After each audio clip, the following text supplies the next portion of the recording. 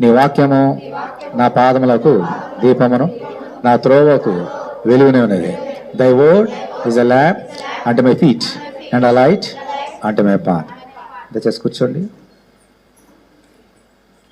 దేవుని అతి పరిశుద్ధ నామానికి మహిమ కలుగును గాక. దేని వాక్యాన్ని చదువుకుందాము. 12-13 వచనాలు. నిర్గమాకాండము. నీ దేవుడైన యెహోవా నీకు అనుగ్రహించే దేశంలో నీవు దీర్ఘాయుష్మంతుడగునట్లు నీ తండ్రిని నీ తల్లిని సన్మానించము. తర్వాత నరహత్య చేయకూడదు. ఇవి దేవుడు తన ప్రజలకి తన పిల్లలకి దేవుడిచ్చినటువంటి ఆజ్ఞలు. 10 ఆజ్ఞలు అంటాం, 10 కమాండ్మెంట్స్. గతంలో ఎన్ని నేర్చుకున్నాం?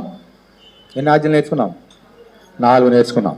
ఈ 4 కూడా దేవునికి సంబంధించినవి. ఏది మొదటిదేంటి? దాసుల గృహమైన ఐగుప్తు దేశంలో నుండి నిన్ను రప్పించిన నీ దేవుడైన యెహోవాను నేనే. మొదటి ఆజ్ఞ. రెండవ ఆజ్ఞ, పైనున్న ఆకాశం మీద కానీ, అదే నేను తప్ప వేరొక దేవుడు అనకూడదు. పైన ఆకాశం మీద కానీ, క్రింద భూమి మీద కానీ, భూమి క్రింద ఉన్న నీళ్ళ మీద కానీ ఉండు. దేని పోలేని విగ్రహం చేసుకోవద్దు, వాటి సాగిలపడవద్దు, నమస్కారం చేయొద్దు, పూజింపవద్దు. మూడవది, దేవునికి నామాన్ని మనం వ్యర్థముగా ఉచ్చరింపకూడదు, ఉచ్చరించేవారు నిర్దోషిగా ఎంచాడు. నాలుగవది, విశ్రాంతి దినంలో పరిశుద్ధ దినంగా ఆచరించడానికి జ్ఞాపకం ఉంచుకోవడము. ఈ 4 ఆజ్ఞలు నేర్చుకున్నాం. ఈ 4 ఆజ్ఞలు కూడా దేవునికి సంబంధించినవి. మిగిలిన 6 ఆజ్ఞలు మనుషులకు సంబంధించినవి. అందుకని ప్రభు అయినటువంటి యేసుక్రీస్తు 2 భాగాలు చేశాడు కదమ్మా ధర్మశాస్త్రం అంతటిని కూడా. నీ పూర్ణ హృదయంతో, నీ పూర్ణ మనసుతో, నీ పూర్ణాత్మ దేవుని ప్రేమించు. ఒకటి, నిన్ను వల్ల నీ పొరువాన్ని ప్రేమించు. ఇలా 2 విడగొట్టాడు ప్రభు. అందుచేత మిగిలిన 6 ఆజ్ఞల్లో ఈరోజు 2 నేర్చుకుందాం. 5వ ఆజ్ఞ ఏంటమ్మది? నీ దేవుడైన యెహోవా నీకు అనుగ్రహించు ఈ వాగ్దాన దేశంలో నీవు దీర్ఘాయుష్మంతుడై ఉండునట్లుగా నీ తల్లిని నీ తండ్రిని సన్మానించము అంటున్నాడు. 5వ ఆజ్ఞ. ఓకే, ఈ లోకంలో మనుషులందరికీ చెప్తున్నాడు ఆయన.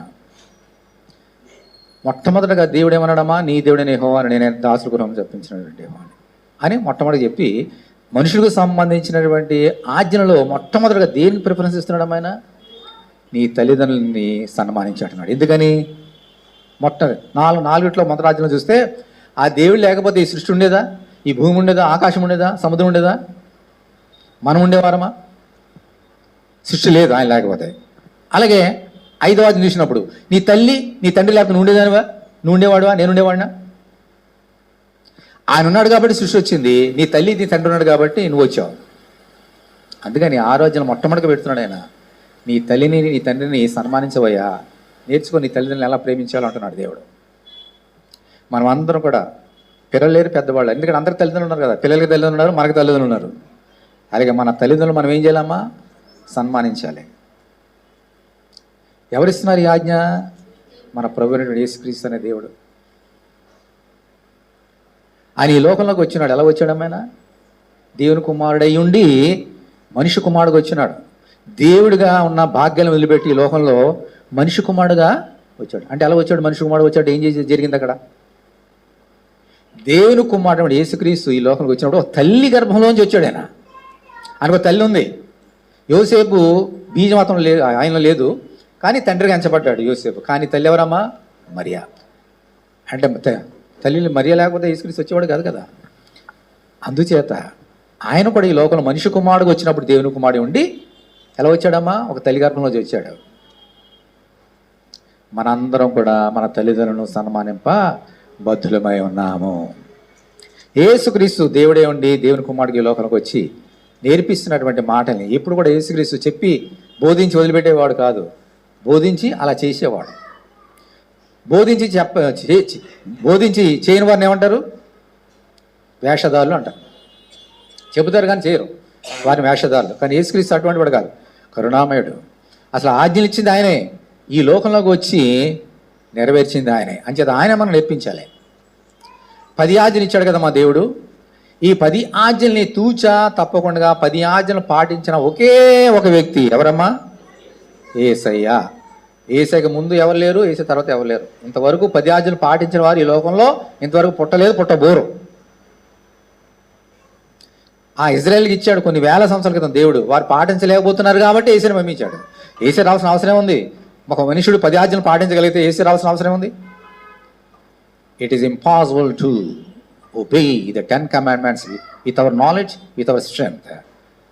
Unless Jesus be with you, you cannot fulfill the 10 commandments. 10 commandments నువ్వు చేయాలంటే యేసుక్రీస్తు కృప నీకు కావాలి. ఆయన కృప లేకపోతే ఇది చేయలేవు. అంటే యేసుక్రీస్తు ఈ లోకంలోకి వచ్చి సన్మానించుట, తల్లిదండ్రులు సన్మానించాలని మనం నేర్పించాడు. ఈరోజు మనం నేర్చుకుందాం. ఏమన్నాడమ్మా? నువ్వు దీర్ఘాయుష్యమైతే ఉన్నట్లు ఏం చేయాలి? నువ్వు నీ తల్లిదండ్రులను సన్మానించము. సన్మానించడం అంటే ఏంటి? మనం చాలా సందర్భాల్లో చూస్తాం కదా. చాలాసార్లు చెప్పాను, మన కొత్త వారు వచ్చారు కాబట్టి నేర్చుకుంటారు. సభల్లో చాలా సభలు జరుగుతాయి, సన్మానిస్తుంటారు. అసలు నన్ను కూడా సన్మానిస్తుంటారు. అలాగే పెద్దవారిని మనం సన్మానిస్తుంటాం. ఎవరైనా పెద్ద ఆయన ఒక మీటింగ్లో వచ్చాడు, ఏమంటే గవ్వ వెళ్ళి దండలేస్తాం. మందిరంలో అయితే షాలువలు కప్పుతాం, పుష్పగుచ్చాలు ఇస్తాం, బొకేసి ఇస్తాం. మరి తల్లిదండ్రులకి ఏం చేయాలా? అలాగూ సన్మానించాలి. షాలువలు కప్పి దండలేసి చేతి ఒళ్ళో పూలు పెట్టాలి. ఒళ్ళో పూలు పెట్టాలా? చెవులో పూలు పెడుతున్నట్టు ఉంటుంది అది పెడితే. దేవుడు అలా చేయమంటలేదు. సన్మానం అంటే అది కాదు. తల్లిదండ్రులను సన్మానించడం అంటే ఏమిటో యేసుక్రీస్తు మనకు నేర్పిస్తున్నాడు. నేర్చుకుందాం. యేసుక్రీస్తు పుట్టాడు. పుట్టిన తర్వాత ప్రతి సంవత్సరం పస్కా పండుగ వస్తుంది. పస్కా పండుగ వచ్చినప్పుడు ఇజ్రాయేల్ అందరూ కూడా ఖచ్చితంగా ఎక్కడికి వెళ్ళాలమ్మా? యెరూషలేంకి వెళ్ళాలి. యెరూషలేంలో దేవాలయానికి వెళ్ళి ఆరాధించాలి. అలాగే యేసుక్రీస్తు చిన్నవాడే ఉన్నప్పుడు తల్లిదండ్రులు ఆయన యెరూషలేం తీసుకెళ్లారు, పండగ తీసుకెళ్లారు. పస్కా పండుగ అయిపోయింది. 8 రోజులు జరుగుతుంది పండగ. 8 రోజులు పండగ అయిపోయింది. పండగ అయిపోయిన తర్వాత మళ్ళీ తిరిగి ఎవరి ఇళ్ళకాలకి వెళ్ళిపోతున్నారు. మరియా, యోసేపు వీళ్ళందరూ కూడా వెళ్తున్నప్పుడు మరియా, యోసేపు వీళ్ళందరూ వెళ్తున్నారు. బంధువులందరూ మాట్లాడుకుంటూ చక్కగా ఈ 8 రోజులు చక్కగా దేవుని ఆరాధించాం, దేవుని కృప మనగా ఎంత మాట్లాడుకుంటాం కదా ఇంటికి వెళ్తున్నప్పుడు దేవుని సంగతులు. అలా మాట్లాడుకుంటూ వెళ్తున్నప్పుడు ఏసే వైపు చూశారంట. ఏసే కనపడలేదు వాళ్ళకి. ఏసే కనపడకపోతే అయ్యో ఎక్కడ ఏసే ఎక్కడ అడుగుతుంటే ఎక్కడ కనపడతలే. మన బంధువుల దగ్గర ఉన్నారేమో అనుకుంటే వాళ్ళ దగ్గర లేరు, స్నేహితుల దగ్గర ఉంటే వాళ్ళ దగ్గర లేరు, గుంపు అంతా చూసే గుంపులో లేడు. అయ్యో నా కుమారుడు నేర్చుకుంటూ మళ్ళీ ఎక్కడికి వచ్చారమ్మా? వెనక్కి వచ్చారు, యెరూషలేంకి వచ్చారు. ఎక్కడున్నాడు ఈయన? యెరూషలేంలో దేవుని మందిలో ఉన్నాడు. ఓకే, అక్కడ ఏం జరిగింది చూద్దాం. లూకా సువార్త 2వ అధ్యాయం. లూకా సువార్త 2వ అధ్యాయం.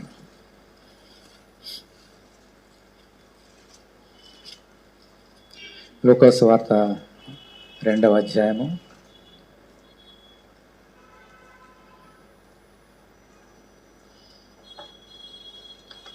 50 ఒక్క నిమిషం చదువుతున్నాను చూడండి. 41 లూకా 2:41. పస్కా పండుగప్పుడు ఆయన తల్లిదండ్రులు ఏటేటా యెరూషలేముకు వెళ్ళిచుండేవారు. ఆయన 12 ఏండ్ల వాడై ఉన్నప్పుడు ఆ పండుగను ఆచరించటకై వాడుకో చొప్పున వారు యెరూషలేముకు వెళ్ళిరి. ఆ దినములు తీరిన తర్వాత వారు తిరిగి వెళ్ళిచుండగా బాలుడైన యేసు యెరూషలేములో నిలిచాను. ఆయన తల్లిదండ్రులు ఏమనుకున్నారంట? ఆ సంగతి ఎరుగక ఆయన సమూహంలో ఉన్నాడని తలంచి ఒక దిన ప్రయాణము సాగిపోయి తమ బంధువుల్లోనూ నెలవైన వాళ్ళలోనూ ఆయనను వెదుగుచుండిరి. ఆయన కనబడనందున ఆయన వెదుగుచు యెరూషలేమునకు తిరిగి వచ్చిరి. 3 దినములైన తర్వాత ఆయన దేవాలయంలో బోధకుల మధ్య కూర్చుండి వారి మాటలను ఆలకించుచు వారిని ప్రశ్నలు అడుగుచూ ఉండగా చూచిరి. ఆయన మాటలు విని వారందరూ ఆయన ప్రజ్ఞకును ప్రత్యుత్తరములకును విస్మయం ఉందిరి. ఆయన తల్లిదండ్రులు ఆయనను చూచి మిక్కిలి ఆశ్చర్యపడిరి. ఆయన తల్లి, కుమారుడా, మమ్మల్ని ఎందుకు ఇలాగ చేసేది? ఇదిగో నీ తండ్రియు నేనును దుఃఖపడుచు నేను వెదుగుచుండమని ఆయనతో చెప్పగా ఆయన, మీరేలా నన్ను వెదుగుచుండిరి? నేను నా తండ్రి పనుల మీద ఉండవాలని మీరు ఎరుగరా అని వారితో చెప్పాను.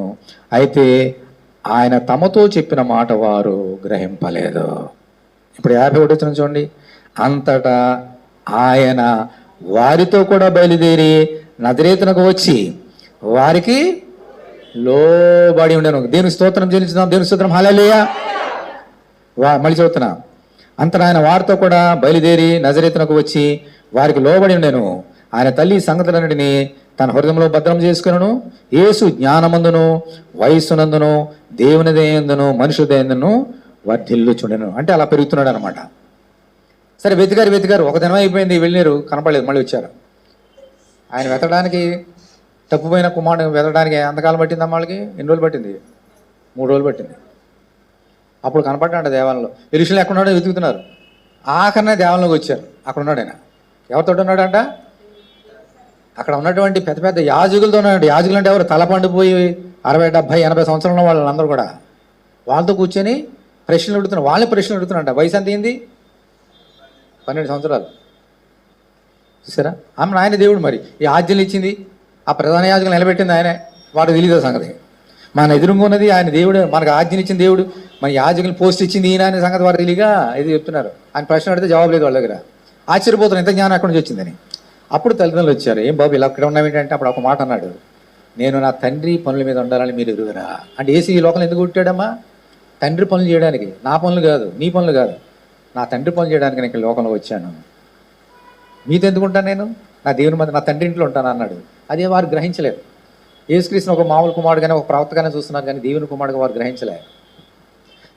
ప్రధాన యాజకులు గ్రహించలేదు, వారు గ్రహించలేదు. బాగుంది. ఆ తర్వాత ఏం చేద్దాం?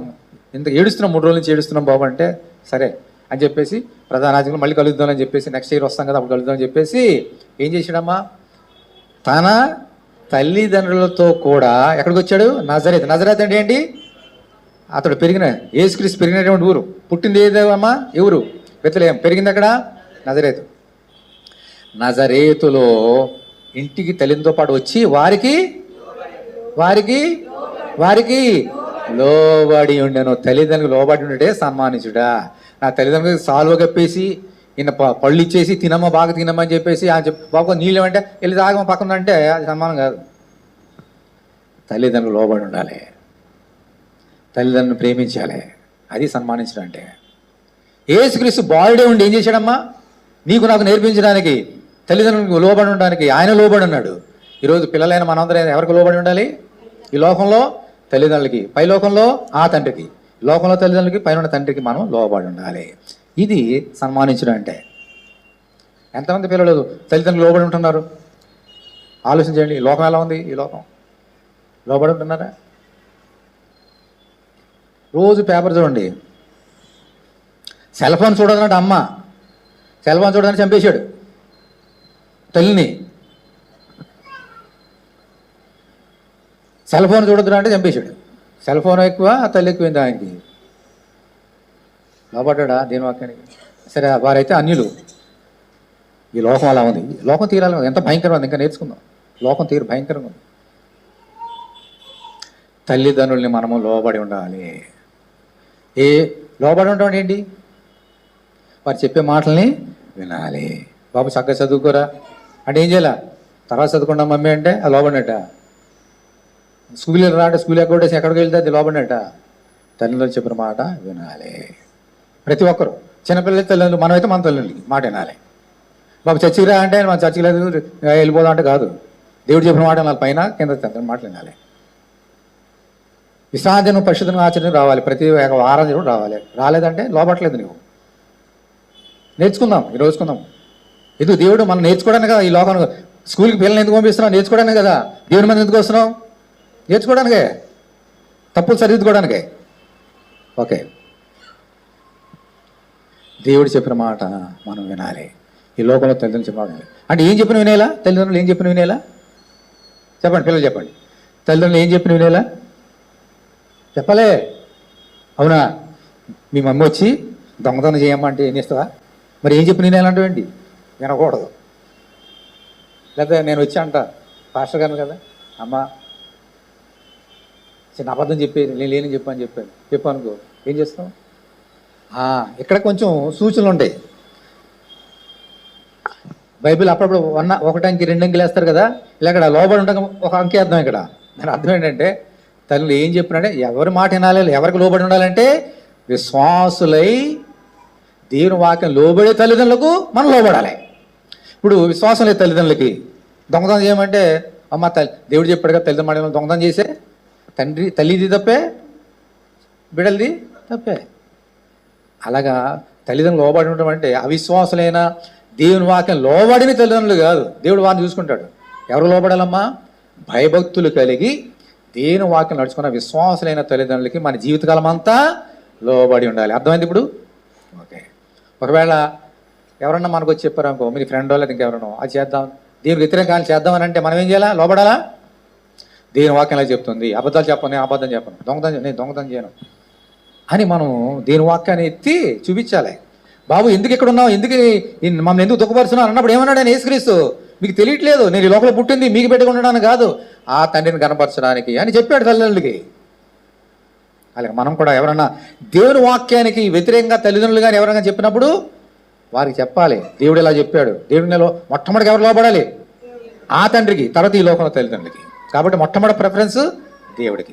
అంచేత మనందరూ కూడా పై లోకంలో తండ్రికి లోబడదాము, ఈ లోకంలో తల్లిదండ్రులకి లోబడదాం దేవుని వాక్యంలో ఉన్న వారికి. ఇప్పుడు ఇంకా లోబడటం అంటే ఏంటి? అయిపోయింది. యేసుక్రీస్తున్నాడు, పెరిగాడు, 12 సంవత్సరాలు అయింది, జ్ఞానమందు వర్ధిల్లుతున్నాడు, వయసు వచ్చింది, 30 సంవత్సరాలు వచ్చింది, దేవుని సేవ ప్రారంభించాడు, 33 సంవత్సరాలు వచ్చింది, సువార్త ముగించాడు. అప్పుడు ఎక్కడున్నాడమైనా సిలువ మీద చంపేస్తున్నారు ఆయన్ని. చంపేస్తుంటే ఎవరున్నారు పక్కన? ఆయన పక్కన ఎవరు లేరు, అందరూ పారిపోయారు ఆయన విడిచిపెట్టేసి. సొంత శిష్యులు పారిపోయారు. పేతురు ఏమన్నాడమ్మా, ఎవరు విడిచిపెట్టినా నేను విడిచిపెట్టినా అన్నాడు. మొట్టమొదటి పారిపోయింది ఆయనే, ఇంకెవరు లేరు. పక్కన ఎవరున్నా తెలుసమ్మా, తల్లి ఉంది, మరియమ్మ. గుడ్ ఫ్రైడే రోజు మనం నేర్చుకుంటాం కదా, ఇప్పుడు నేర్చుకుందాం. తల్లి ఉంది పక్కనే. నేను చచ్చిపోతున్నాను కదా, దేవుడే చూసుకుంటూ వెళ్ళిన తల్లి ఆయన వెళ్ళిపోయాడైనా వదిలిపెట్టేసి. పక్కన ఇంకొక్కడే ఉన్నాడు శిష్యుడు, ఎవరమ్మా? యోహాను. యోహాను చచ్చిపోతూ అన్నాడు, యోహానురా, నా తల్లి బాధ్యత నీకు అప్పగిస్తున్నా, ఈ రోజు నుంచి ఈమె నీకు తల్లి. మరియమ్మ నా తల్లి, ఈ రోజు నుంచి నీ కుమారుడు, నేను వెళ్ళిపోతున్నాను, ఆయన నీ కుమారుడు. అప్పటి నుంచి దేవుని స్తోత్రం. వల్లలే చనిపోతూ కూడా తల్లిదండ్రులను ప్రేమించుట మానలేదు. దేవుని స్తోత్రం. హల్లెలూయా. మన షైమిదుడు కూడా తల్లిని ప్రేమించడం మానలేదు. అంటే యోసేపు అప్పుడు చచ్చిపోయాడైనా లేడు. భర్త చనిపోతే, తండ్రి చనిపోతే బాధ్యత ఎవరిది? బిడ్డలది. ఇప్పుడు ఈయన పెద్ద కుమారుడు ఇంట్లో, ఈయన చనిపోతున్నాడు. తర్వాత 4 తమ్ముళ్ళు ఉన్నారు. ఎవరో విశ్వాసం లేదు, యేసుక్రీస్తుని విశ్వాసం లేదు. యేసు దేవుడని, దేవుని కుమారుడని వచ్చి ఎందుకు వచ్చాడో కూడా వారు తెలియదు. ఎగతాళి చేశారు. ఎవరు? యేసు సొంత తమ్ముళ్ళు. చెల్లెళ్ళు ఉన్నారు, వాళ్ళు పెళ్ళి అయిపోయి అత్తారింటికి వెళ్ళిపోయారు. ఒక్కతే ఉంది. ఈమెమో యేసుని అంటుపట్టుకుని ఉంది. వీళ్ళకేమో తమ్ముడికి ఇష్టం లేదు. దేవుడు అంటావేంటి, ఆయన వడ్డానికి కుమారుడు, నీ కుమారుడు, మేము ఎలా వడ్డానికి, ఆయన వడ్డానికి వాడే అని సొంత తమ్ముళ్ళు ఎక్కిరించారు. కానీ మరియమ్మ ఎవరిని పట్టుకుందమ్మా? యేసుని పట్టుకుంది. అందుకని ఆయనే ఉన్నాడు ఒక్కడే ఆమెకి వృద్ధాపంలో. ఇప్పుడు ఆయన కూడా చనిపోతూ యోహాను, ఇదిగో నీ తల్లి, నా తల్లి బాధ్యతల్ని నీవు స్వీకరించావు. హల్లెలూయా. చనిపోతూ కూడా 5వ ఆజ్ఞని యేసుక్రీస్తు తప్పిపోలేదు. ఇది సన్మానించడం అంటే. ఈ లోకంలో పుట్టిన దినం మొదలుకొని, నీకు ఊహొచ్చిన దినం మొదలుకొని ఈ లోకాన్ని విడిచిపెట్టే వరకు నీ తల్లిదండ్రులు నువ్వేం చేయాలమ్మా? లోబడాలి, ప్రేమించాలి, నీ బాధ్యతలను స్వీకరించాలి. ఇదే సన్మానించుట. ఇదే 6వ ఆజ్ఞ, దేవుడిచ్చే ఆజ్ఞ. మరి లేఖనాల్లో ఏముందో చూడండి. లేవీకాండము 19వ అధ్యాయము, చాలా జాగ్రత్తగా గమనించాలి, మర్మమైన సంగతి. లేవీకాండము 19వ అధ్యాయము.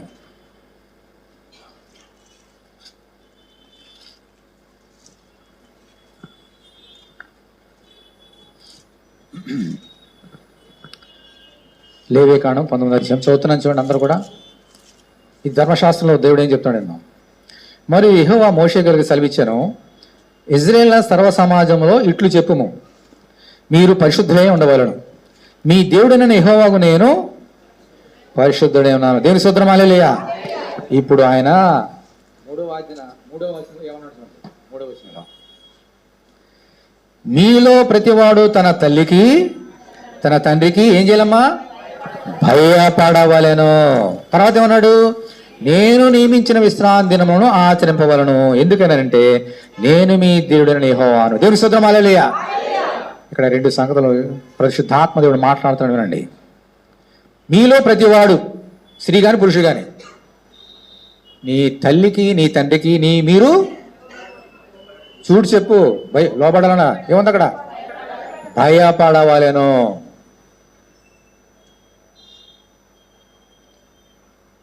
పిల్లలకి తల్లిదండ్రులు భయం ఉంటుంది అసలు పిల్లలకి? ఈ మోడర్న్ సొసైటీలో, ఈ కంప్యూటర్ యుగంలో, సెల్ యుగంలో పిల్లలకి తల్లిదండ్రులకి భయం ఉంది అసలు? అందుకే కొన్ని వేల సంవత్సరాలు రాసేసాడు దేవుడు, నీ తల్లిదండ్రులకు పిల్లలారా భయపడండి. భయం అంటే ఏంటి? భయం అంటే ఏంటి? నేను తప్పు చేస్తే మా అమ్మ మా నాన్న తిడతాడేమో, కొడతాడేమో అన్న భయం. భయం లేకపోతే ఏం చేస్తారు? అబద్ధాలు చెప్తారు ఇంటికి వచ్చి. స్కూల్కి వెళ్ళకుండా శివుల దగ్గర కొట్టి ఇంటికి వచ్చి ఎక్కడికి వెళ్ళారు, బాగా చదువుకున్నా బాగా చెప్పింది వీళ్ళ టీచరు అన్న అబద్ధాలు చెప్తారు. భయం లేకపోతే దొంగతనాలు చేస్తారు, పక్క వాళ్ళని కొడతారు, తిడతారు, కొట్లాలు పెట్టుకుంటారు. ఇవన్నీ ఎందుకు చేస్తారమ్మా? తల్లిదండ్రులు అంటే భయం లేనప్పుడు, వారి మీద ప్రేమ లేనప్పుడు, వారికి లోబడి ఉండకపోతే. భయం ఉంటే అమ్మో ఈరోజు కాబట్టి రేపైనా తెలుస్తుందేమో, తిడతారేమో, కొడతారేమో. ఈ తల్లిదండ్రులు పైన ఇంకో తల్లిదండ్రులు ఉన్నాడు కదా, ఆయనకు తెలియదు ఏముంది, ఆయనకు తెలిస్తే నన్ను గద్దిస్తాడేమో, నన్ను శిక్షిస్తారేమో అన్న భయం ఉంటే తప్పులు చేస్తారమ్మా పిల్లలు.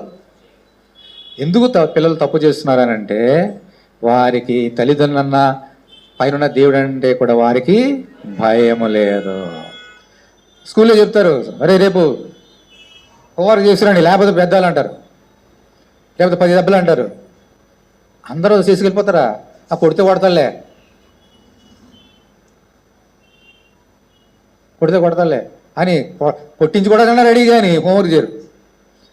ఎందుకంటే భయం లేదు, కొట్టినా భయం లేదు, తిట్టినా భయం లేదు, అందుకే చేసిన తప్పులే చేస్తారు. మనం అలాగ ఉండొద్దు. పైన ఉన్న దేవునికిని, ఈ లోకంలో తల్లిదండ్రులకి, ఆ తండ్రికి ఈ తండ్రికి మనం ఏమో చేయాలమ్మా? భయం ఉండాలి. ఇది లోబట్టం అంటే, ఇది ప్రేమించడం అంటే, ఇది సన్మానించడం అంటే. ఓకే, అర్థమైందా? ఇప్పుడు ఒక విచిత్రమైన సంగతి రాశాడు అక్కడ పరిశుద్ధాత్మ దేవుడు. ఏంటో చూద్దాం, చూడండి. 3వ వచనం, మీలో ప్రతివాడు తన తల్లికి లేదా తండ్రికి భయపడవాలని చెప్పి ఫుల్ స్టాప్ పెట్టి నేను నియమించిన విశ్రాంతి దినం ఆచరించాలని సెమికోలను పెట్టి నేను మీ దేవుడిని యెహోవా అన్నాడు. ఏంటమ్మా దానికి కరెక్షన్ ఏంటి? చెప్పాలి, మీరే చెప్పాలి. మీ తల్లిదండ్రులు భయపడవలను ఫుల్ స్టాప్. తర్వాత ఏమన్నాడమ్మా? నేను నియమించిన విశ్రాంతి దినములు మీరు ఆచరింపవలను సెమికోలను పెట్టి నేను మీ దేవుడిని యెహోవా అని రాశాడు. 3వ వచనంలోనే ఈ రెండు జాయిన్ చేశాడు. ఏంటి దానికి దీనికి లింక్ ఏంటి చెప్పాలి?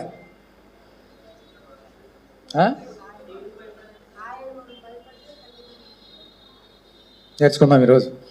ఇదే సన్మానించడం అంటే. మనకిద్దరు తండ్రులు ఉన్నారు. పై లోకంలో ఎవరున్నారమ్మా? ఆత్మ తండ్రి, ఈ లోకంలో శరీరం తల్లిదండ్రులు. ఆయనకి భయపడాలి, ఈ లోకంలో మన తల్లిదండ్రులకి భయపడాలి, ప్రేమించాలి అందరినీ ఒకేలాగా. నీ తల్లిదండ్రులకు భయపడు, ఈ లోకంలో తల్లిదండ్రులకి. ఓకే, తర్వాత 4వ ఆజ్ఞ ఏమిటమ్మా? నేను నియమించిన విశ్రాంతి దినమును పరిశుద్ధ దినముగా ఆచరించకు జ్ఞాపకం ఉంచుకోనము.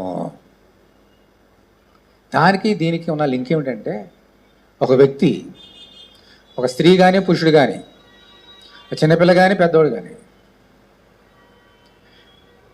తల్లిదండ్రులను సన్మానించకుండా, తల్లిదండ్రులకు లోబడకుండా, తల్లిదండ్రులకు భయపడకుండా ఎన్నిసార్లు మందిరానికి వచ్చినా వ్యర్థమే. అది మీనింగ్ అక్కడ. తల్లిదండ్రులను దూషించేవాళ్ళు చర్చికి వెళ్ళరా? తల్లిదండ్రులు భయపడిన వారు చర్చికి వెళ్ళరా? తల్లిదండ్రులు ద్వేషించేవారు చర్చికి వెళ్ళరా? కానీ వచ్చిన వ్యర్థం అంటున్నాడు దేవుడు. ఈ కంటికి కనబడుతున్నటువంటి తల్లిదండ్రులను ప్రేమించకుండా, సన్మానించకుండా నా మందిరానికి వచ్చి పరలోకం, నీ కంటికి కనబడి పరలోకం ముందు నన్ను తండ్రిని ఎలా ప్రేమిస్తావయ్యా? ఓ బయటికే, ముందు వాళ్ళు ప్రేమించు, వాళ్ళు భయపడు, వాళ్ళు సన్మానించు, అప్పుడు రా, అప్పుడు నన్ను సన్మానించగలుగుతావు అని చెప్పడానికి అలా రాశాడు దేవుడు. పరలోకము నీ తండ్రిని కనబడుతున్నాడు ఈరోజు? చెప్పండి, తండ్రి కనబడుతున్నాడా? నీ తల్లి కనబడుతుందా? నీ తండ్రి కనబడుతున్నాడా? నీ తల్లి కనబడుతుందా? నీ కంటి కనబడుతుంది. తల్లిదండ్రులను ప్రేమించకపోతే కంటి కనబడి దేవుని ఎలా ప్రేమించగలుగుతావు? నువ్వు దేవుని ఎలా సన్మానించగలుగుతావు? అని ఎలా ఆరాధించగలుగుతావు? అందుకంటున్నాడు ముందు బయటికి వెళ్ళు, ఆ తల్లిదండ్రులు తీసుకుంటారా, లేదంటే వాళ్ళు వస్తే వాళ్ళతో పక్కన కూర్చో, ప్రేమించు, నేర్చుకో. ఇది దాని అర్థం. నీ దేవుడిని యెహోవా నేను అన్నాడు పక్కన లాస్ట్లో. నేను చెప్పిన మాట దేవుని యెహోవా నేను, నా మాట వినాలే, వింటే మీరు నా పిల్లలు, అప్పుడు నేను దీవిస్తాడు దేవుడు. దేవుని మాట వినకుండా దేనికి వ్యతిరేకమైన మాటలు బయటికి వెళ్ళి పలికి ఎన్ని చేసి, దేవుని వ్యతిరేక కార్యాలు చేసి తల్లిదండ్రులు లోబడకుండా దేవుని మందిరికి ఎన్నిసార్లు వచ్చి ఎన్ని ప్రార్థనలు చేసినా ఎన్నిసార్లు ఉపవాసాలు ఉన్నా జీరో. దానికి అర్థం లేదు, వ్యర్థం, అర్థం లేని వ్యర్థం మన జీవితాలు. దేవుని చెప్పిన మాట వింటూ మందిరానికి వస్తే అప్పుడు దేవుడు దీవిస్తాడు.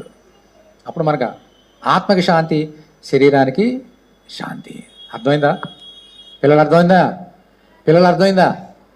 అంతకన్నా పెద్దవాళ్ళు ఇక్కడ పెద్దవాళ్ళకి చెప్తున్నాం బాబు, మీకు కూడా అర్థమైందా? ఎందుకంటే మీకు తల్లిదండ్రులు ఉన్నారు కదా, పెద్దవాళ్ళకి మార్గం చనిపోయినా బ్రతికినా ఉన్నారు కదా. మనందరం కూడా ఈ లోకంలో తల్లిదండ్రులకు లోబడి ఉండవలసిందే. ఏమన్నా మరి ఈ లోకంలో తల్లిదండ్రులు మంచివారు ఉంటారమ్మా? ఉంటే ఎంత బాగున్నాం. పిల్లల్ని ప్రేమించిన తల్లిదండ్రులు కూడా ఉంటారు. నువ్వు నన్ను ప్రేమించలేక నేను ఎందుకు ప్రేమించాలని అనొద్దు. నీ డ్యూటీ నువ్వు చేయి.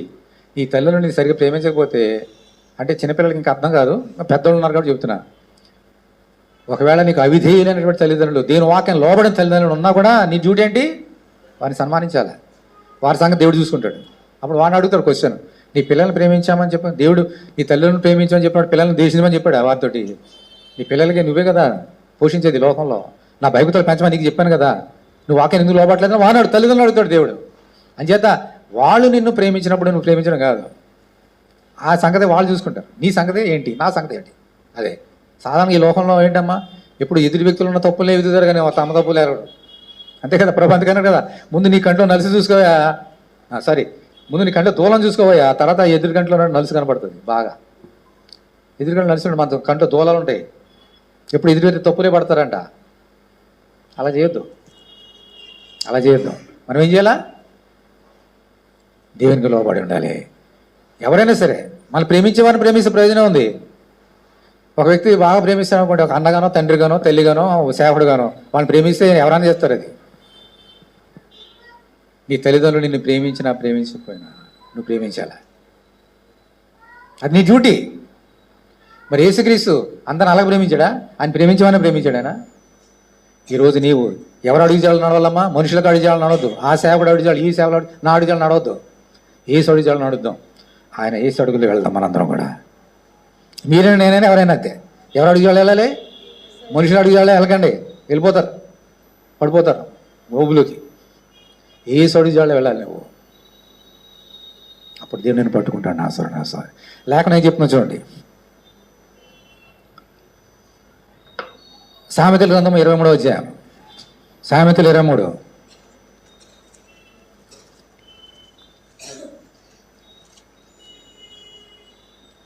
సామెతలు 23.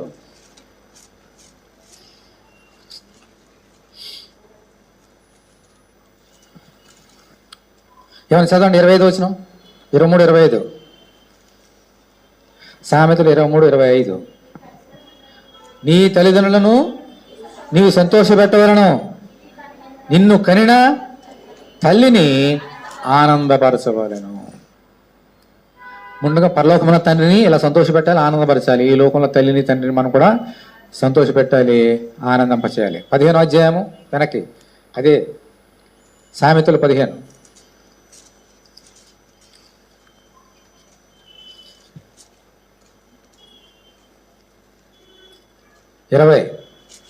జ్ఞానము గల కుమారుడు ఏం చేస్తాడంటమ్మా? తండ్రిని సంతోషపెట్టును. బుద్ధిహీనుడు తన తల్లిని తిరస్కరించను. ఎవరు చెప్తున్నారు ఈ మాట? మళ్ళీ చదువుతున్నాను చూడండి. ఇక్కడ ఒక చక్కని మాట ఉంది. జ్ఞానము గల కుమారుడు తండ్రిని సంతోషపెట్టును, బుద్ధిహీనుడు తన తల్లిని తిరస్కరించను. ఎవరు చెప్తున్నారు ఈ మాట? శరీర సంబంధంగా రాసింది ఎవరు? జ్ఞాని అయిన సొలొమోను. ఒక జ్ఞాని చెప్తున్నాడు. ఏం చెప్తున్నాడు? జ్ఞానం లేనివాడు తన తండ్రిని తిరస్కరిస్తాడు, తల్లిని అవమానపరుస్తాడు. జ్ఞానం గలవాడు అది తేడా. ఎవరు చెప్తున్నారు మాట? జ్ఞానం గల సొలొమోను చెప్తున్నాడు, దేవుని ఆత్మ ద్వారా. అంచేత తల్లిదండ్రులని మనల్ని ఏం చేయాలమ్మా? ఇప్పుడు కూడా సంతోషపెట్టాలి, ఆనందపరచాలి. లేకపోతే నువ్వు ఎన్నిసార్లు ఏ చర్చికి వెళ్ళినా, ఈ చర్చికి వచ్చినా, ఆ చర్చికి ఏ చర్చికి వెళ్ళినా వ్యర్థము, సమస్తము వ్యర్థము. ఇలా చేస్తే దేవుడు నన్ను దీవిస్తాడా దీవించాడా? చెప్పండి పిల్లలు, చెప్పండి. దీవిస్తాడా? ఎలా దీవిస్తాడు చెప్పాలి. పెద్దవాళ్ళు చెప్పండి, ఎలా దీవిస్తాడు? వెరీ గుడ్, గట్టి చెప్పు. అందులోనే దేవుడు వాగ్దానం దాచిపెట్టేశాడు. ఆజ్ఞలోనే వాగ్దానం దాచిపెట్టేశాడు. అందుకనే చక్కని మాట బైబిల్లో పౌలు గారు చెప్పాడు చూడండి. ఎఫెసీ రాసిన పత్రిక 6వ అధ్యాయం, ఎఫెసీ 6.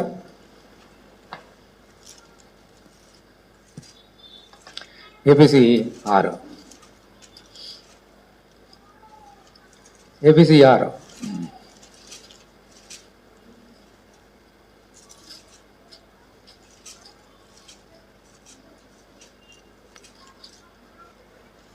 ఎఫెసీ 6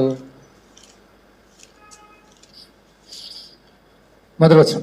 పిల్లలారా, ప్రభునందు మీ తల్లిదండ్రులకు విధేయులైనడి, ఇది ధర్మమే. ఇప్పుడు రెండవ వచనం చూడండి. నీకు మేలు కలిగినట్లు నీ తండ్రిని నీ తల్లిని సన్మానింపము, అప్పుడు నీవు భూమి మీద దీర్ఘాయుష్మంతుడే ఉందో. దేవుని స్తోత్రం. గట్టిగా దేవుని స్తోత్రం. హల్లెలూయా, హల్లెలూయా, హల్లెలూయా అని చెప్తే ఏమన్నాడు చూడండి. ఇది వాగ్దానంతో కూడిన ఆజ్ఞలలో మొదటిది. ఆజ్ఞనిచ్చి ఆజ్ఞలోనే వాగ్దానం పెట్టిన ఆజ్ఞ ఏమిటమ్మా? ఈ 5వ ఆజ్ఞ. అందుకని ఏమన్నాడు? నేను నీకు ఇచ్చిన వాగ్దాన దేశంలో నీవు దీర్ఘాయుష్మంతుడే ఉండునట్లు నీ తల్లిని నీ తండ్రిని సన్మానించమన్నాడు. అక్కడే పెట్టేశాడు వాగ్దానం. ఎప్పుడైతే పరలోకమందున తండ్రికి, ఈ లోకంలో తండ్రికి తల్లికి మనం విధేయులే ఉంటామో, మనకిచ్చే దేవుడిచ్చే బహుమానం ఏంటమ్మా? దీర్ఘాయుష్. చాలా జాగ్రత్తగా గమనించండి. ఒక డాక్టర్ గారు ఉన్నాడు.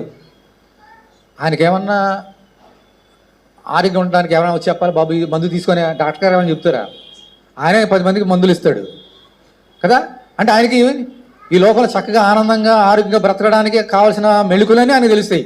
ఎవరికి? మరి ఆ డాక్టర్ గారు చిరకాలం బ్రతుకుని గ్యారెంటీ ఉందా? టపక్కమంటారు. కోవిడ్లో ఎంతమంది డాక్టర్లు వెళ్ళిపోయారు. మరి ఆయనకి అన్నీ తెలుసు కదా ఎలా బ్రతకాలో. 10 మందికి రాశాడు కదా బ్రతకడానికి హాయిగా మందులు. మన చేతిలో దీర్ఘాయుషు లేదు, డాక్టర్ చేతిలో లేదా, మన చేతిలో ఉంటుంది. బాగా పుష్టిమైన ఆహారం తింటున్నాం, ఇంట్లో బాగా మంచి ఆహారం పెడుతున్నారు, బ్రతుకుదామా? చెప్పాలే. ఎవరి చేతిలో ఉంది? నువ్వు పెట్టే ఆహారం లేదు, దేవుని చేతిలో ఉంది. నేను మీ ఇంటికి వచ్చి ప్రార్థన చేశా, బాబు లేనైనా నేను ప్రార్థన చేస్తే మిరకల్స్ అయిపోతే ప్రార్థన చేశా. నా ప్రార్థన వల్ల మీ ఇంట్లో మిరకల్స్ అయిపోతాయా? వ్యర్థం, గుడ్డి నమ్మకి. అది గుడ్డోళ్ళు నమ్ముతారు. అలాగా నా చేతుల్లో లేదు, ఏ సేవకుడి చేతుల్లో లేదు, దేవుని చేతిలో ఉంది. ఇలాగ నమ్మేవాడు గుడ్డి నమ్మే ఎంతమంది కూడా బైబిల్లో రాయబడిన గుడ్డిగా నమ్మేసి దేవుడు దూరం అయిపోయిన ఎంతమంది లేరు? మనుషుల చేతుల్లో ఏమీ లేదు నా సోదరుడు, నా సోదరి. సమస్తం ఎవరి చేతిలో ఉంది? దేవుని నమ్ముకో, మనుషులు నమ్ముకోవద్దు. అని కదా పాట పాడాం కదా. ఏం పాట పాడారు? ఆరాధన చెప్పండి. మొదలైనఏంటి? మొదలైన ఏం పాడారు అంటే దాని అర్థం నిన్ను మాత్రం నమ్ముకున్నట్టు అర్థం ఏంటి? మనుషులు నమ్ముకోవట్లేదని అర్థం. దాన్ని పాటించాలి. యేసుని తప్ప ఎవరిని నమ్మొద్దు. ఎందుకంటే సేవకుడైనా నా చేతుల్లో లేదు, లేదా ఇంకో సేవకుడి చేతులు లేదు, ఇంకో సేవకురాల చేతులు లేదు, దేవుని చేతిలో ఉంది. ఈ లోకంలో ఏ శక్తికి, ఏ మందుకి, ఏ హాస్పిటల్కి నీ ఆరోగ్యాన్ని పెంచే శక్తి లేదు. ఎవరికి ఉందమ్మా? అందుకని అంటున్నాడు, నేను మందులు తీసేసుకుంటే 10 సంవత్సరాలు ఎక్స్టెన్షన్ అయిపోదాం. యెషయా వెళ్ళాడు ఇచ్చుకే దగ్గరికి. ఈరోజు చచ్చిపోలే ఆయన, ఈరోజు చచ్చిపోలే. ఏమన్నాడమ్మా? ఎవరైనా యెషయా సేవకుడు కదా. సేవకుడు గారు నేను చచ్చిపోతానని చెప్తున్నావా, ప్రార్థన చేయను బ్రతుకుతాను అన్నాడా? ఏం చేశాడు ఆయన? దేవునికి ప్రార్థన చేశాడు, సేవకుని అడగలే. అప్పుడు ఎవరికి ఏ దేవుడికి ప్రార్థన చేశాడు ఆ దేవుడు ఈ సేవకుడు చెప్పాడు, యెషయా మళ్ళీ ఇల్లు ఇంకా 15 సంవత్సరాలు ఆయుష్ ఇచ్చాను. ఎవరు ఇచ్చారమ్మా ఆయుష్? యెషయా ఇచ్చాడా? నేను ఇచ్చానా? నువ్వు ఇచ్చావా? ఎవరు ఇచ్చారు? దేవుడు ఇవ్వాలి, మనుషులు ఇవ్వలేరు. యెషయా అంత గొప్ప భక్తుడమైనా ఆయన కంటే గొప్ప సేవకుడు ఉన్నాడు ఈ లోకంలో. మరి ఆయన ఎందుకు బాగా చేయలేపాడు? పిసికేనే ఆయన చేతులు లేదు. ఎవరి చేతుల్లో ఉంది? మోసపోవద్దు, మోసపోవద్దు. దేవుని నమ్ముకోండి, నీ ఆశను పెంచుతాడు. మరి పెంచాలంటే ఏం చేయాలి? ఈ లోకంలో ఎవరు లోపడి ఉండాలి? పిల్లలు చెప్పండి, ఎవరు లోపడి ఉండాలి? తల్లిని లోపడి ఉండాలి. అప్పుడు దేవుడు మనల్ని దీవిస్తారు. మనకేం చేస్తాడు? ఆయన దీర్ఘాయుష్ని ఇస్తాడు. ఇది ఈ లోకం ఇవ్వలేదు, ఒక డాక్టర్ నీకు ఇవ్వలేడు, నువ్వు తీసుకున్న మందులు నీకు ఇవ్వలేవు. అది అమెరికా డాక్టర్ అయినా ఇవ్వలేడు, ఇటు స్విట్జర్లాండ్ అయినా ఇవ్వలేడు, జపాన్కి వెళ్ళినా, చైనాలో బాగా ప్రసిద్ధి. ఆ చైనా కూడా నీకు ఇవ్వలే. చైనా నీకు ఇచ్చేది కరోనా ఇస్తుంది అంతే, ఇంకేమో. కరోనా ఎక్కడి నుంచి వచ్చిందమ్మా? అక్కడి నుంచి వచ్చింది. మనుషులు మీకు ఇచ్చేది కరోనాలు ఇస్తారు, ఇంకో రోనాలు ఇస్తారు. అంత రోదా కన్నీళ్ళు కాచడమే. దేవుడిని కన్నీళ్ళు తుడిచే దేవుడు, దేవుని స్తోత్రం హల్లెలూయ. మనుషులు కన్నీళ్ళు ఇస్తారు, ఆ కన్నీటిని తుడిచే దేవుడు నీ దేవుడు. ఆయన నమ్ముకో, మనుషులు నమ్ముకోవద్దు. మనుషులను నమ్ముకున్నట్టు కంటే యెహోవాను ఆశ్రయించుట. నువ్వు ఎవరు నమ్ముకుంటున్నావు? హల్లెలూయ. మనందరూ కూడా ఈరోజు 5వ వాద్యం ద్వారా దేవుడు మాట్లాడాడు. మనందరూ కూడా మన తల్లిదండ్రులు ఏం చేద్దామా? సన్మానించుదాం. అంటే సన్మానించడం అంటే ఏంటి? లోబడి ఉండాలి, వారికి భయపడాలి, వారి విధేయులు ఉండాలి, వారు చెప్పిన మాట వినాలి. అప్పుడు తల్లిదండ్రులని లోబడితే ఎవరు లోబడుతున్నావు అనమాట? ఎందుకని ఆజ్ఞ ఇచ్చింది ఎవరు? దేవునికి స్తోత్రం హల్లెలూయా. అర్థమైందా? 5వ ఆజ్ఞ. ఇప్పుడు 6వ ఆజ్ఞకి వెళ్దాం. ఏంటి 6వ ఆజ్ఞ? అది చెప్పి బల్లకి వెళ్దాం. ఇది కూడా చాలా ఇంపార్టెంట్. మళ్ళీ చూడండి 20, నిర్గమకాండం 20:13. నిర్గమకాండము 20.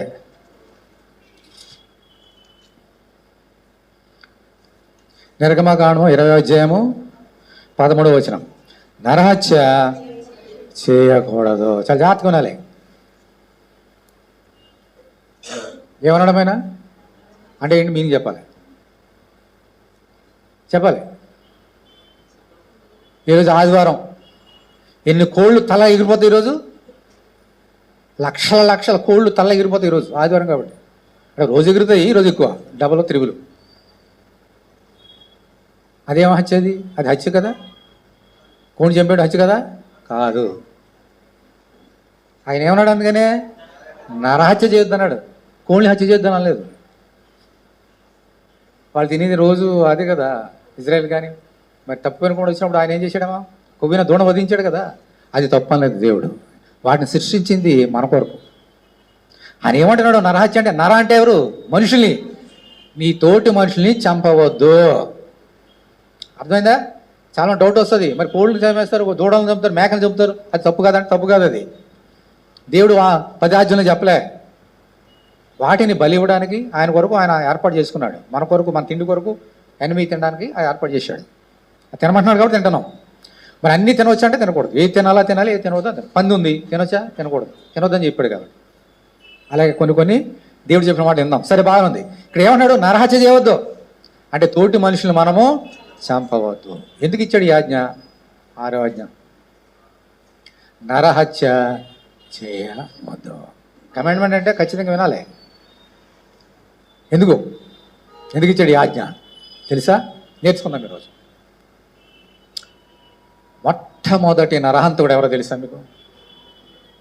ఎవరైనా చెప్తారా గట్టిగా? కాదు. ఈరోజు నేర్చుకుందాం. అనుకుంటాం మనం కయీనని, కానీ దేని వాక్యం మొట్టమొదటి నరహంతుడు కయీనని చెప్పలే. నేర్చుకుందాం ఈరోజు. యోహాను సువార్త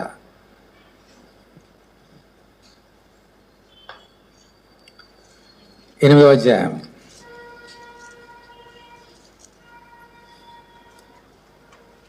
యోహాను సువార్త 8వ అధ్యాయం.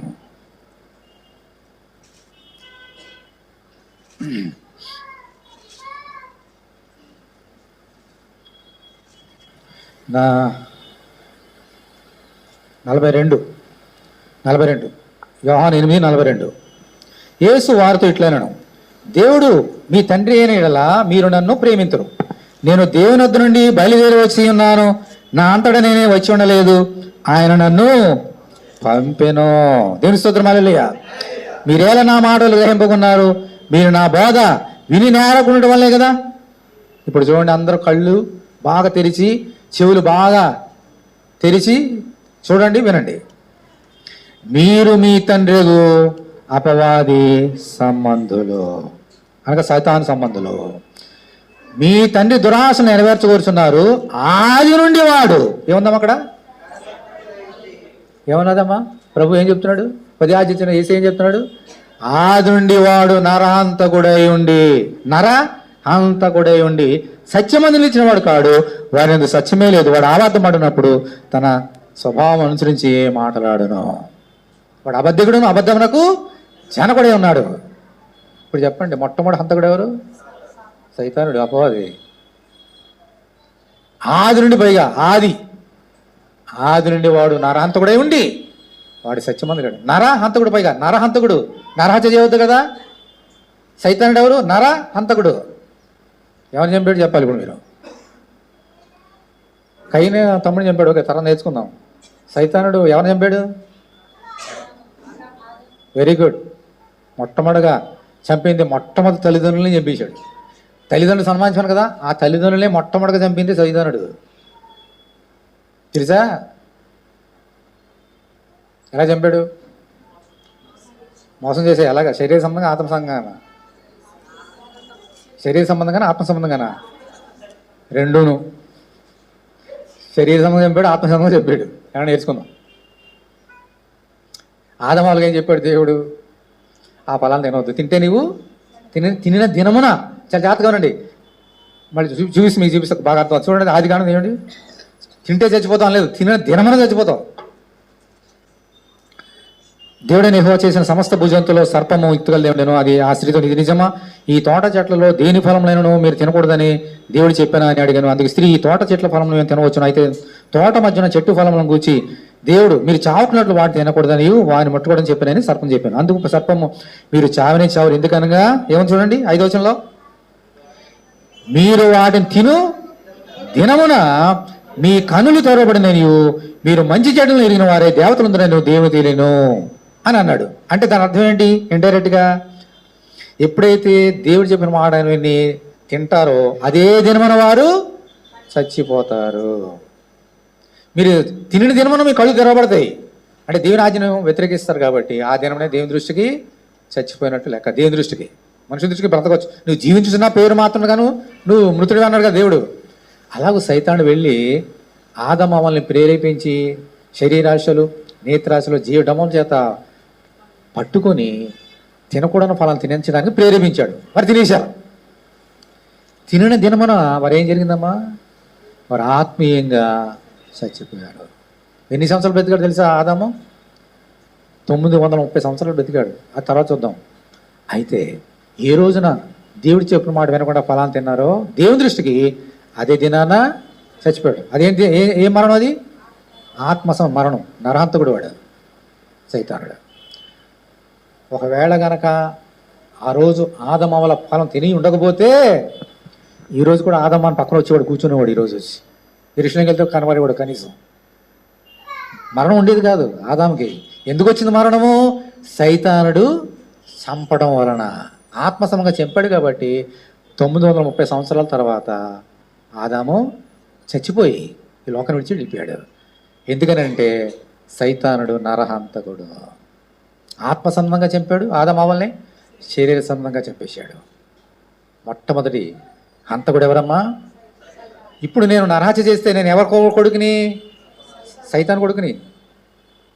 ఎవరన్నా ఒక స్త్రీ చంపేస్తే ఎవరి కుమార్తె ఆమె? అందుకని ప్రభు అన్నాడు, మీరు అపవాది సంబంధం అన్నాడు వారిని చూసి, ఇజ్రాయేల్ చూసి, ఆ పరిశుని చూసి. దేవుడేమో నరహత్య చేయొద్దు అన్నాడు. నరహత్య చేస్తే మనం ఎవరికి బేడలేకపోతాం? ఎందుకని అంటే దేవుడేమన్నాడు? తినవద్దని చెప్పాడు. ఎవరి మాట విని తిన్నారు? సైతం మాట విన్నారు కాబట్టి. ఇప్పుడు దేవుడు ఏమన్నాడు? నరహత్య చేయొద్దు అన్నాడు. నరహత్య చేసాము. ఎవరి మాట వింటున్నాం మనం? సైతం మాట వింటున్నాం. ఎవరి బిడ్డలు మన అందరం కూడా? ఎవరి మాట వినండి. ఎవరి బిడ్డలం? ఇప్పుడు చెప్పండి, నరహత్య చేయాలా వద్దా?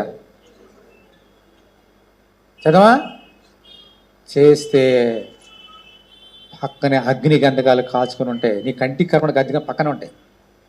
మనుషులందరూ కూడా ఇప్పుడు జైలు చూడండి, జైలుకి వెళ్ళండి, అందులో సగం మంది నరహంతకులే ఉంటారు. ఏ జైలు వెళ్ళినా నరహంతకులు ఉంటారు. ఇప్పుడు వాళ్ళకి చాలా ఈజీ. కొంతమంది కాంట్రాక్ట్లు తీసుకుంటారు కదా, లక్షలు తీసుకొని చంపేసి వాళ్ళు ఉన్నారు కొంతమంది. అది బిజినెస్. అక్కడ బ్రైబ్ చేస్తారు, వాళ్ళు వచ్చేస్తారు, చంపుతారు, వెళ్తారు. ఇదే. కానీ ఇక్కడ శిక్ష తప్పించుకోవచ్చు, కానీ దేవునికి శిక్ష మనం తప్పించుకోలేము. అందుచేత మొట్టమొదటి హంతకుడు ఎవరమ్మా? ఇప్పుడు చెప్పండి, రెండో హంతకుడు ఎవరు? ఇప్పుడు డౌట్ పడకండి, చెప్పండి. కరెక్టే. రెండో హంతకుడు ఈయన కయ్యను. ఎవరిని చంపాడండి ఈయన? ఆ పక్క ఇంట్లో వాళ్ళని చంపలేదు, ఆ పక్క ఎవరు లేరు అనుకోండి, సొంత తమ్ముడిని చంపేశాడు. కూర్చోబెట్టండి అక్కడ. రండి. కయీను సొంత తమ్ముడిని చంపేశాడు. ఎవరిని చంపాడమ్మా? సొంత తమ్ముడిని చంపేశాడు. ఎందుకు చంపాడు? కారణం ఏంటి చెప్పాలా? కయీను సొంత తమ్ముడిని చంపాడు. కారణం ఏంటి? కోపము, అసూయ, ఇంకా కరెక్టే, నిజమే, ఇంకా ద్వేషం, ఇంకా పిల్లలు చెప్పాలి, బాగా చెప్తారు. అసూయ, పగ, ఇంకా ఈర్ష్య, ఇవన్నీ. దీనికంటే ఇంకో పెద్ద కారణం ఒకటి ఉంది, నేర్చుకుందాం. కయీను ఎందుకు నరహంతకుడు అయిపోయాడు? మొట్టమొదటి ఈ లోకంలో సైతాను తర్వాత ఎందుకు నరహంతకుడు అయిపోయాడు? కారణం ఏంటి? నేర్చుకుందాం. మొదటి యోహాను, దానికంటే ముందుగా అసలు కయీను ఒకసారి చూద్దాం. చూడండి, ఇదే పక్కన ఆదికాండం 4వ అధ్యాయం చూడండి. 4వ అధ్యాయం, ఆదికాండం 4వ అధ్యాయము 8వ వచనం. కయీను తన తమ్ముడైన హేబెలుతో మాట్లాడాను. వారు పొలంలో ఉన్నప్పుడు కయీను తన తమ్ముడైన హేబెలు మీద పడి అతనిని చంపెను. అంటే ఏం చేశాడమ్మా? నరహత్య. ఓకే, పక్కన సైతాను ఉన్నాడా? లేడు. కానీ ఎందుకు చంపేశాడు? కారణం ఏంటి? మొదటి యోహాను తీయండి. మొదటి యోహాను 3వ అధ్యాయం తీయండి. మొదటి యోహాను 3వ అధ్యాయం.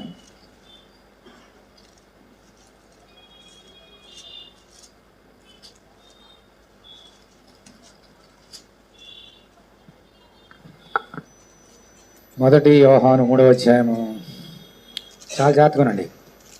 12వ వచనం. మొదటి యోహాను 3:12. మనము కయీను వంటి వారమే ఉండరాదు. ఎందుకని? వాడు దుష్టిని సంబంధి తన సహోదరుని చంపెను. వాడు అతను ఎందుకు చంపెను? తన క్రియలు చెడ్డవియు, తన సహోదరుని క్రియలు నీతి గలవనే ఉండేను గనుకనే కదా అంటున్నాడు. మనము కయీను వంటి వారమై నరహత్య చేయొద్దు. ఎందుకని? వాడు ఎవరి సంబంధం అంట? దుష్టుడు, అపవాది, సైతానుడు సంబంధి. అందుకే చంపేశాడు. మన ఎవరి మీద ఆధారపడ్డాడో ఆ సైతానుడు ఎవడు? నరహంతకుడు. ఆ గురువుగారు నరహంతకుడు, తండ్రిగా మార్చేసుకున్నాడు. మరి ఈయనేం చేస్తాడు?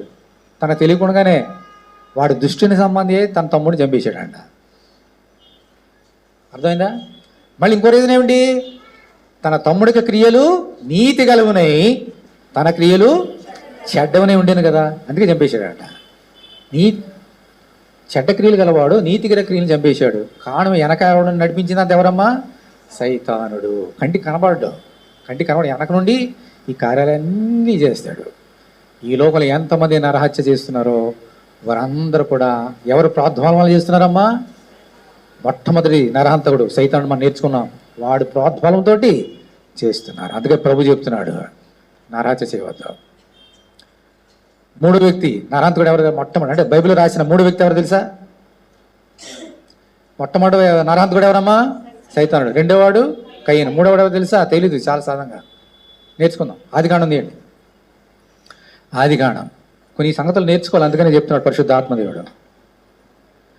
4వ అధ్యాయం, ఆదికాండం 4వ అధ్యాయం. ఒక సంగతి నేర్చుకోండి అందరూ కూడా, శరీర బలహీనత పోతుంది. ఆదికాండం 4వ అధ్యాయం.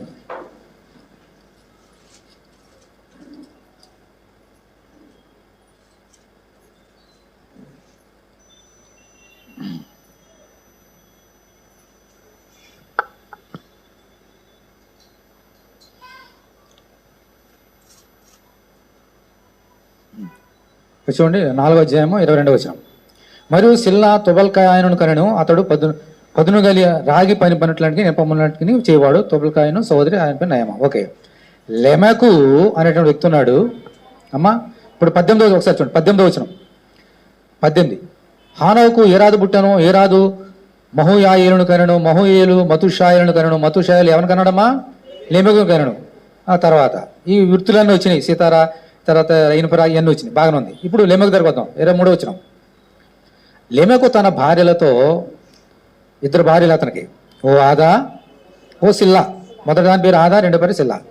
నా పలుకు వినుడి, లెమెకు భార్యలేరా, నా మాట ఆలకించుడి. ఇప్పుడు చూడండి, నన్ను గాయపరిచినందుకే ఒక మనిషిని చంపి తిని. 2వది, నన్ను దెబ్బ కొట్టినందుకై ఒక పడుచువాణి చంపెత్తిని. లెమ్మకి ఏమంటున్నాడమ్మా? ఎవరో గాయపరిచాడంట, చిన్న దెబ్బ, చిన్న గాయపరిచాడంట. గాయం అంటే మనసుకు సంబంధించిన గాయం అయి ఉండొచ్చు, ఇంకేదైనా కావచ్చు. దానికి రీజన్గా ఈయన ఏం చేసాడు? ప్రతిఫలంగా చంపేసాడంట ఏకంగా. ఆయన కోపం వచ్చింది, ఆయనకి కోపం వచ్చి చంపేసాడంట మనిషిని. చిన్న దెబ్బ కొట్టాడంట ఒక పొడిచివాడు యవనస్తుడు, అతను చంపేసాడంట. మీకు కోపం వస్తే ఎలా వస్తుంది? చంపేసినంతకు వస్తుంది ఒకసారి కోపం. ఇద్దరిని చంపేసాడంట. కయ్యను ఎంతమంది చెప్పాడు? ఆ నిజమైన కొడుకు ఈయన సదాడు, ఆయన ఇద్దరిని చంపాడు కదా ఆదమామని. ఈయన కూడా ఇద్దరిని భార్యను చంపేశాడు. సారీ, ఇద్దరు భార్యలు కానీ ఈయన ఇద్దరిని చంపేశాడు. ఇద్దరు భార్యను పెట్టుకొని ఇద్దరిని చంపేశాడు. ఎందుకంట? గాయపరిచినందుకు, దెబ్బ కొట్టినందుకు. అంతవరకు బాగానే ఉంది.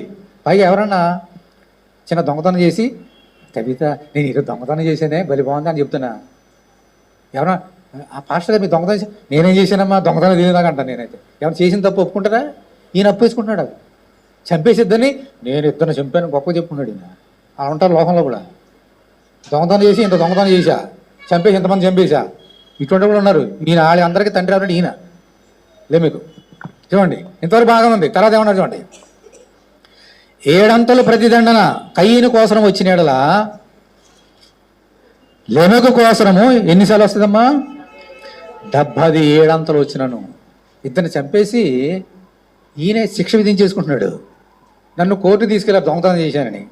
దొంగతనం చేసినందుకు 1 నెల శిక్ష, 1000 రూపాయలు జరిమానా, 6 నెలల శిక్ష ఎవరు విధించాలి? అక్కడ జడ్జి, కోర్టు. నేను వెళ్ళిపోయి నేను దొంగతనం చేశాను 10 ఏళ్ళు నాకు శిక్ష విధించేయండి అని జైలుకి వెళ్ళిపోతాను నేను. అంత బుద్ధిహీనుడు ఏమంటాడా? ఈయన చూడండి, కయ్యను చంపినందుకు దేవుడు 7 అంతలు పనిష్మెంట్ ఇస్తే నా కోసం 70 × 7 400 సంవత్సరాలు రెట్టింపంట. ఎవడని ఉంటాడా ఇలాగూ? అలా చేసిన తప్పే చెప్పడమే తప్పు. దేని దగ్గర ఒప్పుకోకుండా గొప్పగా చెప్పుకోవడం తప్పు. ఈయనకి ఈయనే తీర్పు తెచ్చుకుంటున్నాడు. అది ఇంకా ఘోరమైన తప్పు. గొప్పలు చెప్పుకుంటున్నాడు. మనం అలా ఉండొద్దు. ఎప్పుడు గొప్పలు పోవద్దు. అది మంచిదైనా చెడుదైనా సరే దేవునికి లోపడదాం. ఇటువంటి నరాచ చెబుతాం చెప్తున్నాడు. చేద్దామా? చెప్పండి, చేద్దామా? చేయకూడదు. ఓకే, ఇప్పుడు ఇంతవరకు 3 నరహంతకులను చూస్తున్నాం. ఇప్పుడు నరహంతకులు మళ్ళీ ఎవరు ఉన్నారు? ఇప్పుడు చెప్పండి, నా చూడండి అందరూ. ఈ గుంపులో నరహంతకులు ఎవరు ఉన్నారా? మాట్లాడండి. చంపేరు ఎంతమంది చెప్పండి. పోనీ మరి చెప్పదు, నేను చేయలేని చెప్పొచ్చు కదా. లేమేకోవాలి ధైర్యంగా.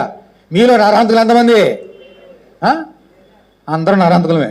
కూర్చోండి, ఇప్పుడు చూపిస్తా. రోజుకి ఎంతమంది చదువుతున్నామో ఇప్పుడు దేవుడు చూపిస్తున్నాడు. చూడండి, మత్తయి సువార్త 5వ అధ్యాయం. మత్తయి సువార్త 5వ అధ్యాయం.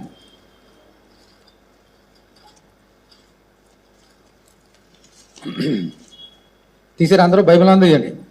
మత్తయి సువార్త 5వ అధ్యాయం. అందరూ తీసారా? 21వ వచనం చదువుతున్నాను చూడండి. ఏముందమ్మా అక్కడ? నరహత్య.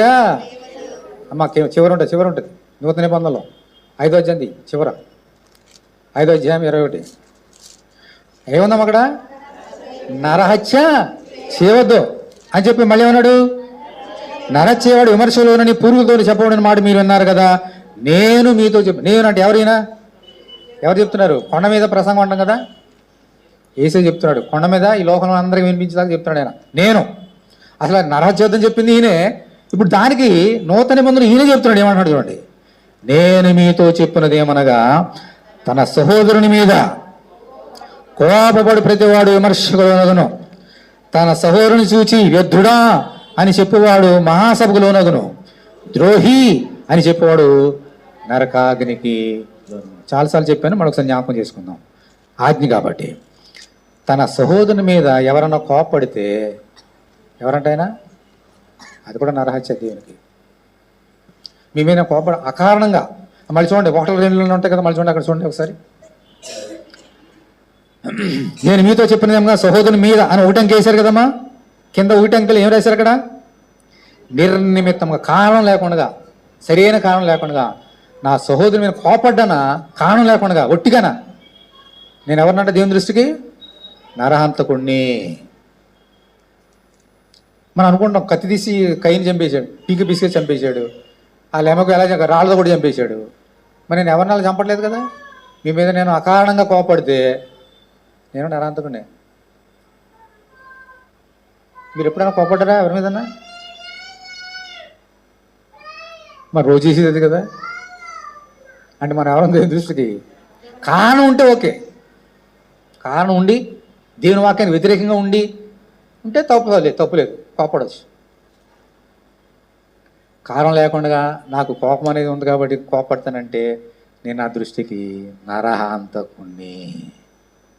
అర్థమవుతుందా? మీరు కోపడేటప్పుడు 10 సార్లు ఆలోచించండి, లెక్క పెట్టుకోండి. కోపం వచ్చిందా 1 2 3 4, అదొక పద్ధతి. లోక సమం, ఆత్మసం, ప్రైజ్ లార్డ్, హల్లెలూయా, స్తోత్రం 10 సార్లు లెక్క పెట్టుకుని అప్పుడు తెరవండి, కోపం తెలిపోతుంది. అది ఏమి లేకుండా కోపడ్డవా నరాచి చేసేస్తాం, చంపేస్తాం అంతే పద్ధతి. అది మీ ఆయన కావచ్చు, అమ్మ, మీ భార్య కావచ్చు, నీ తమ్ముడు కావచ్చు, మీ పిల్లలు కావచ్చు, మీ రక్తం ఎవరైనా సరే ఒకటే రూల్.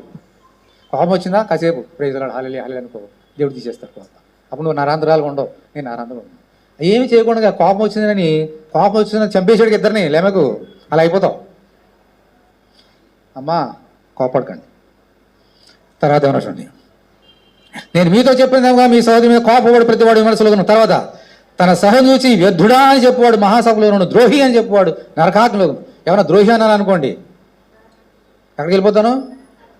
వ్యర్థుడా అంటే ఎందుకు పని, యూస్లెస్ ఫీల్ అంటాం కదా, పక్కనే ఉంటుంది నరకం. ఏమనంటే ద్రోహి అని అన్నా వ్యర్థుడా అని అన్నా నరకానికి వెళ్ళిపోతాను, నారాయణుడు కాబట్టి. ఓకే, మరి మన నోట్లో ఎన్ని మాటలు వస్తాయి కోపం వచ్చినప్పుడు? అందరి నోట్లోంచి వచ్చింది మొట్టమొదటి ఒక 3 పదాల జంతువు ఒకటి ఉంటుంది. ఏంటది? గాడిద. 2 అక్షరాల పదం ఉంటుంది, కుక్క, నక్క. ఎన్ని తిడతామో మనుషులు మనం కోపం వచ్చినప్పుడు. ఇవన్నీ రాసుకుంటాడు ఆయన. నా నోడు ఎన్నిసార్లు గాడిదని వచ్చింది, ఎన్నిసార్లు దున్నబోతు, 4 అక్షరాలు.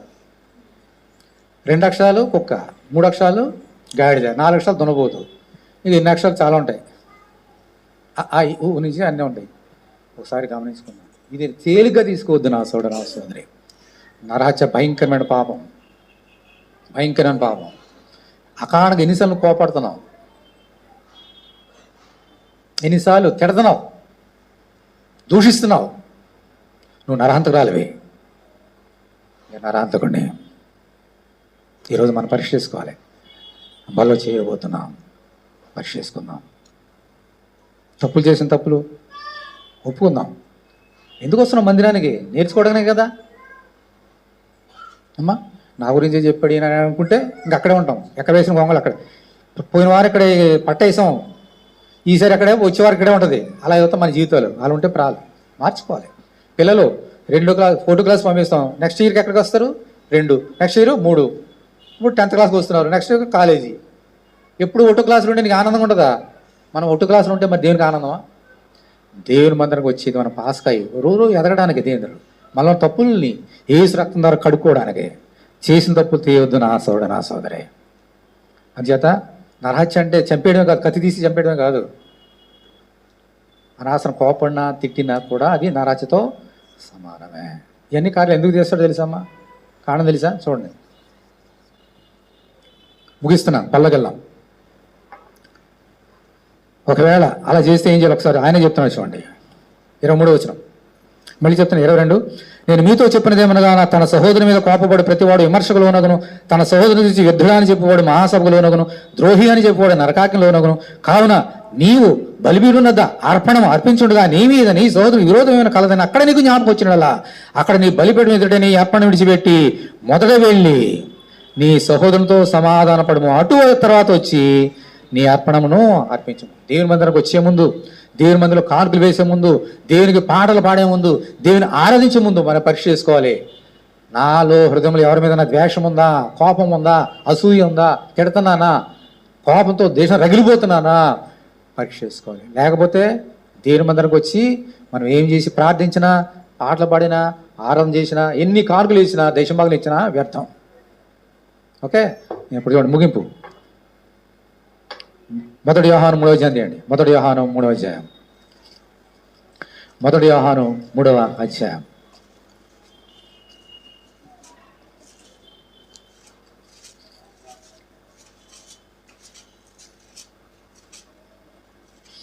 ఇందాక ప్రభు ఏం చెప్పడమ్మా, నరహత్య చేయవద్దని చెప్పబడిన మాట విన్నారు కదా. నేను మీతో చెప్పినది ఏమనగా, తన సహోదరు మీద కోపపడేవారు, ద్వేషించేవాడు రాజ్యానికి వారసుగా చెప్తూ ఇక్కడ ఏమన్నాడు చూడండి, 15వ వచనం, 1 యోహాను 3:15. తన సహోదరుని ద్వేషించువాడు ఏముందమ్మా, నరహంతకుడు.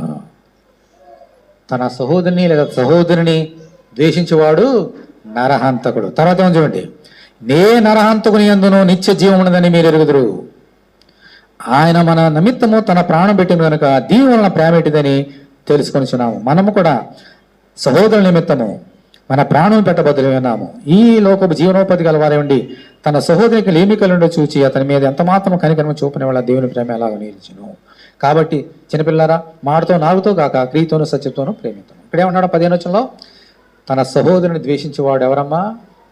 ఇప్పుడు ఇందాక ప్రభు చెప్పిన మాటల, ద్రోహి అన్నాం అనుకోండి, అంటే సహోదరుని ఏం చేస్తున్నాడు, ఆయన ద్వేషిస్తున్నాడు. యుద్ధుడు అంటే ద్వేషిస్తున్నాడు, కోపడితే ద్వేషిస్తున్నాడు. దానికి కారణం ఏంటనమాట, ద్వేషం. ఎవరి మీద నాకు ద్వేషం ఉన్నా, కోపం ఉన్నా, తిట్టినా, కొట్టినా, శాపం పెట్టినా మనందరం ఎవరమ్మా, నరహంతకులము.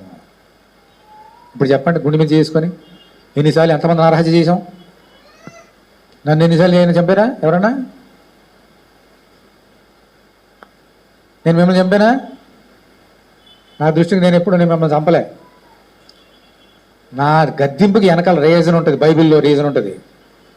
ఏ గద్దించినా, ఏ గద్దింపైనా, ఒక స్త్రీ అయినా, పురుషుడైనా, పిల్లలైనా, పెద్దలైనా, నేను మిమ్మల్ని గద్దించానా, హెచ్చరించానా, దాని వెనక దేని వాక్యం ఉంది, కారణం ఉంది. కారణం లేకుండా ఎవరినైనా గద్దించలేదు.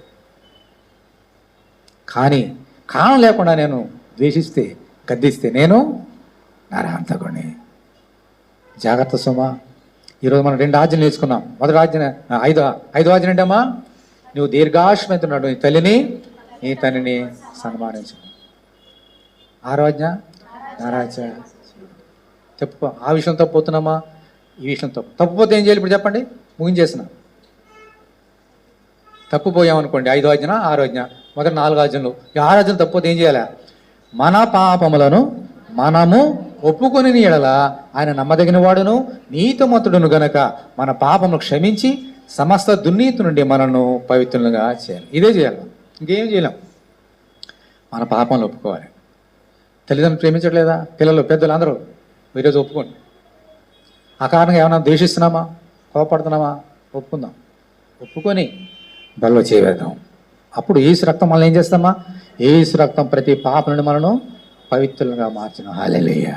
అంత లేచినండి, ఇంకో బల్ల చేయబోతున్నాం. ప్రభువా నన్ను క్షమించు. మొదటి ఆజ్ఞ తప్పిపోయినా క్షమించు. 2వ ఆజ్ఞ, 3వ ఆజ్ఞ, 4, 5, 6 క్షమించిన ఆయన. తప్పులు ఒప్పుకుంటూ బల్లో చేయవేద్దాం నా సోదరుడు, నా సోదరి. లేకపోతే వ్యర్థం. ప్రభు నన్ను క్షమించని ప్రభు దగ్గర వేడుకుంటూ కనిపెడదాం.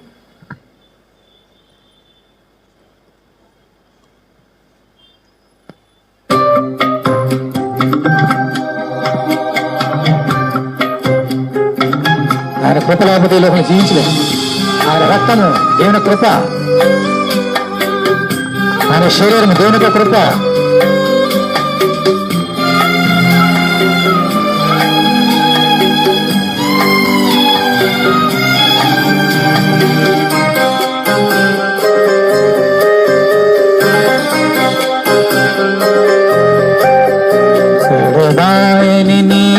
కృప నన్ను విడువదు ఎన్నటికీ, ఎడబాయని నీ కృప నన్ను విడువదు ఎన్నటికీ.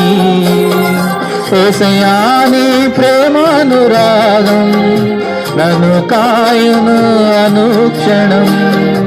యేసయ్యా నీ ప్రేమానురాగం నన్ను కాయును అనుక్షణం. ఎడబాయని నీ కృప నన్ను విడువదు ఎన్నటికీ.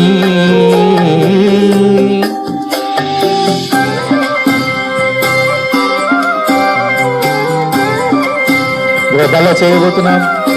ఆయన కృప చేద్దాం, రక్షింపడ్డాం. ఉచితమైన కృప. నీతిమంతులుగా, నీతిమంతులు యేసయ్య, ఆయన నమ్ముకుందాం. ఆయన అడిగేలా వెళ్దాం. పాపాలు ఒప్పుకుందాం, రక్తలు కడుక్కుందాం.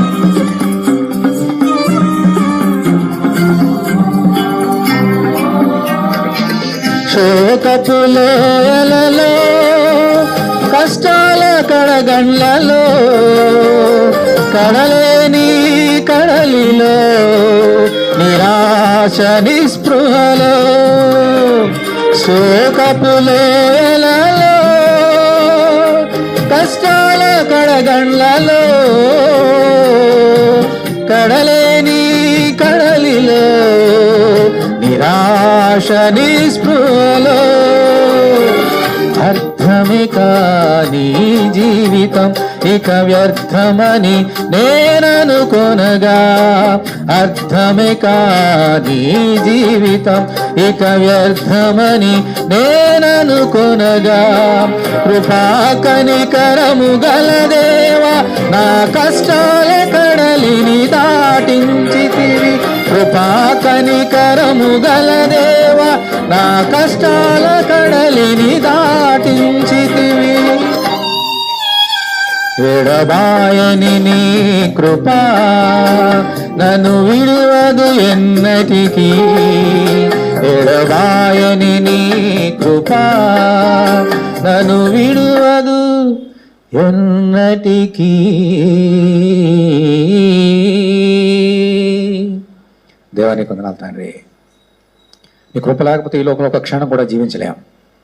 తెలిసి తెలియక తప్పులు చేస్తున్నాం. ఈ లోకంలో తప్పు చేయనివాడు ఒక్కడో లేడు, ఎవడు నీతిమంతుడు లేడు, నువ్వు తప్ప. మీరే నీతిమంతుడైనా తప్పు చేయనివాడు మీరు మాత్రమే. అందుచేత మీ సన్నిధికి వచ్చి మొదటి ఆజ్ఞను మొదలుకొని 10 ఆజ్ఞలు ఏ ఆజ్ఞ తప్పుతున్నాము 6 నేర్చుకున్నాం ఇంతవరకు. ఈ 6 ఆజ్ఞలు ఏది తప్పుతున్నాము, మిగిలిన 4 ఆజ్ఞలు ఏది తప్పుతున్నాము అన్నీ కూడా ఈరోజు నీ పాదశంలో ఒప్పుకొని నేను నీ రక్తంలో కడుక్కొని నీ రక్తం చేత నీ శరీరం చేత బలపరచబడి పరిశుద్ధపరచబడి పవిత్రపరచబడి నీ సాక్షులుగా ఈ లోకంలో జీవింపజేయండి. బల్లో చేయించుండగా ప్రతి ఒక్కరూ తమ పాపను ఒప్పుకొని బల్లో చేయనట్లుగా నీ కృప నాకు మాకు అనుగ్రహించమని యేసు నామములో ప్రార్థన చేస్తున్నాము తండ్రి. ఆమేన్.